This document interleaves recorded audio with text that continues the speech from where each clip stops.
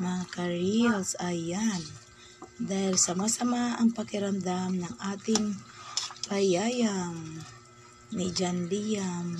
Masamang pakiramdam, kaya nagsopas tayo. Gusto daw niya magsopas. Ayan mga sisi, ang sopas natin. So ang ginawa, di ko alam kung paano magsopas. Basta ang ginawa ko lang, ginisa ko sibuyas bawang. Tapos yung chicken, ginisa ko din. Habang pinakuloan ko na si macaroni. Ayan, pinakuloan ko si macaroni para hindi malata. Tapos, bitin yung hotdog natin. Kunti lang ang natirang hotdog sa ref. Kaya nilagyan ko na siya ng ham. Ayan, tapos lagyan ko siya ng cube. Ayun po, chicken cube.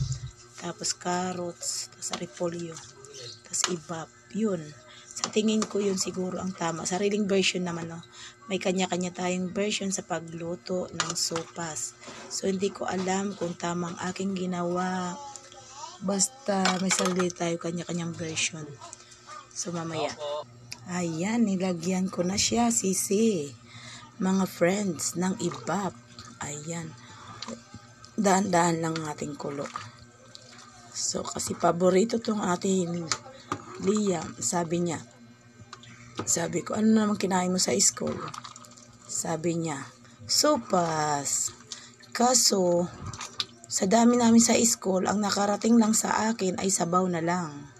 Ayan, sabaw na lang daw ang kanyang, ang nakarating sa kanya. May panginigilig pa tayo ng kamay sa paghawak. Ang hirap naman kasi humawak ng cellphone habang nagluluto. Kaya baka mabiglang off. Ayan po. So sabi niya, ang nakarating lang sa akin, mama, soup na lang, wala nang laman. Sabi ko sa kanya, sige, minsan luto tayo ng sopas. Oo. Sige po daw. Ayan. So kailangan natin masabaw kasi nga, dahil tikman natin siya kung mayami na. Masabaw kasi yun ang purpose natin sa sopas. Wag na daw tayo magsaing. Ayaw na daw niyang kanin kasi carbohydrates daw to. Matabang pa. Ayan po. Ayan, finally mga sis. Mga friends.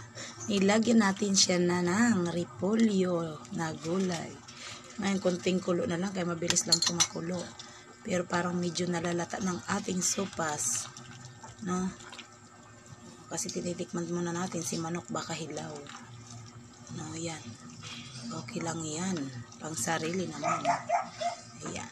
So, siguro pwede na natin to i-ready to serve. Basta crunchy pa yung repolyo. No, masarap yung pag-crunchy pa ang repolyo. Huwag masyado natin siya ilaga. Kasi mas malalaga masyado ang ating sopas. Ang ating pasta. Ayan mga sisi. Thank you for watching. God bless us. Ready to serve na po tayo.